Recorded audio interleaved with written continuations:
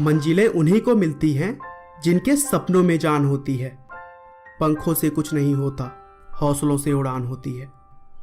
दोस्तों, यूं तो आपने यह कहावत कईयों बार सुना होगा, लेकिन आज मैं जिस शख्स के बारे में बात करने जा रहा हूं, यह उन पर बिल्कुल ही सटीक बैठती है। जी हाँ दोस्तों, मैं बात कर रहा हूं दुनिया की जानी मानी luxury super car company Lamborghini की, जिसका निर्माण फारुशियो लैम्बोर्गिनी ने साल 1963 में की थी। लेकिन दोस्तों, कहानी का सबसे मोटिवेशनल और इंटरेस्टिंग पार्ट यह है कि इस कंपनी का निर्माण ही लैम्बोर्गिनी के मालिक ने फेरारी कंपनी के मालिक से बदला लेने के लिए किया था। अब आप सोच रहे होंगे कि वो कैसे, तो चलिए हम पूरी स्टोरी जानते हैं। दोस्तों, कहानी की शुरुआत होती है साल 1916 से, जब इटली के एक छोटे से शहर में फारुशियो लैम्बोर्गिनी का जन्म हुआ। उनके पिता का नाम एंटोनियो लैम्बोर्गिनी था, जो खेतों में काम करके अपना और अपने परिवार की देखभाल करते थे। लैम्बोर्गिनी का शुरू से ही इंजन्स या फिर कह लीजिए कि मैकेनिकल पार्ट्स में काफी दिलचस्पी थी। इसके अलावा उन्हें कार का भी खूब शौक था और अपने रुचि को एक नई राह देने के लिए आगे चलकर लैम्बोर्गिनी ने इसी क्षेत्र में अपनी पढ़ाई की और फिर पढ़ाई पूरी हो जाने के बाद उन्होंने इटालियन रॉयल एयरफोर्स में कदम रखा, जहां उन्होंने दूसरे वर्ल्ड वार में एक मैकेनिक के तौर पर काम किया। और फिर वर्ल्ड वार खत्म हो जाने के बाद उन्होंने पीव डी सेंटो नाम की जगह पर एक छोटा सा गैराज खोला और गाड़ियों के इंजन्स की रिपेयरिंग करने लगे। तब तक उन्होंने अपनी फिएट टॉपलिनो नाम की एक गाड़ी भी ले ली थी, जिसे वे खाली समय में मॉडिफाई करते रहते थे। और उसी गाड़ी को मॉडिफाई करते हुए उनके दिमाग में एक जबरदस्त आइडिया आया और फिर उन्होंने सेना के इंजन्स को खरीदकर उनसे ट्रैक्टर बनाना शुरू कर दिया।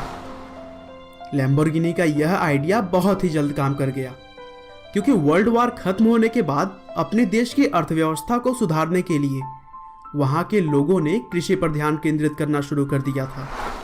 और फिर ट्रैक्टर्स के हाई डिमांड के चलते 1948 में उनके द्वारा खोली गई कंपनी लैम्बोर्गिनी ट्रैक्टरी कुछ ही समय में इटली की सबसे बड़ी ट्रैक्टर कंपनियों में से एक बन गई। दोस्तों, अब तक आप सोच रहे होंगे कि लैम्बोर्गिनी तो लग्जरी सुपर कार और स्पोर्ट्स कार बनाने वाली कंपनी है, लेकिन स्वप्निल ने तो अभी तक इसके बारे में कुछ भी नहीं बताया। तो चलिए दोस्तों, अब जानते हैं कि आखिरकार लैम्बोर्गिनी एक कार निर्माता कंपनी कैसे बनी। दोस्तों, अब चूंकि फारुशियो लैम्बोर्गिनी की कंपनी एक सफल ट्रैक्टर कंपनियों में से एक थी और अब उनके पास पैसों की भी कोई कमी नहीं थी, इसीलिए उन्होंने अपने शौक को पूरा करने के लिए उस जमाने की मशहूर स्पोर्ट्स कार फेरारी 250 खरीदी। लेकिन कुछ समय तक उस कार को यूज करने के बाद लैम्बोर्गिनी को उसके क्लच में थोड़ी प्रॉब्लम लगी और फिर वे कहीं और शिकायत करने की जगह सीधा फेरारी के फाउंडर एंजो फेरारी के पास चले गए और उनको अपनी समस्या बताई। एंजो फेरारी को लैम्बोर्गिनी का यह कदम बिल्कुल भी पसंद नहीं आया और फिर उन्होंने कहा कि तुम सिर्फ ट्रैक्टर चला सकते हो, फेरारी हैंडल करना तुम्हारे बस की बात नहीं है। इस बेइज्जती ने लैम्बोर्गिनी को अंदर तक हिला दिया। अरे भाई, बचपन से ही कार के दीवाने किसी भी शख्स को अगर यह बात बोल दी जाए तो बुरा लगना तो लाजमी है। लेकिन दोस्तों, लैम्बोर्गिनी को इतना ज्यादा बुरा लग गया कि उन्होंने अपनी खुद की कार कंपनी खोलने का फैसला किया, इस जिद में कि वे फेरारी को तो पीछे छोड़कर ही रहेंगे। लैम्बोर्गिनी ने एक छोटे से शहर सेंट अगाटा में एक ऑटो फैक्ट्री खोली और उसमें उन्होंने फेरारी के 3 पुराने एम्प्लॉइज को हायर किया, जिसके बाद 1963 में उन्होंने इस कंपनी को लैम्बोर्गिनी ऑटोमोबाइल के नाम से रजिस्टर कराई। और फिर लैम्बोर्गिनी का पहला कार लैम्बोर्गिनी 350 GT 1964 में लॉन्च किया गया।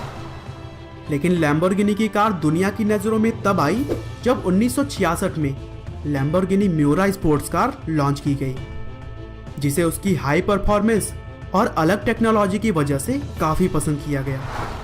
बस फिर क्या था, यहाँ से लैम्बोर्गिनी और उनकी कंपनी ने कभी भी पीछे मुड़कर नहीं देखा और आज के समय में लैम्बोर्गिनी की गाड़ी खरीदना हर कार प्रेमी का सपना होता है।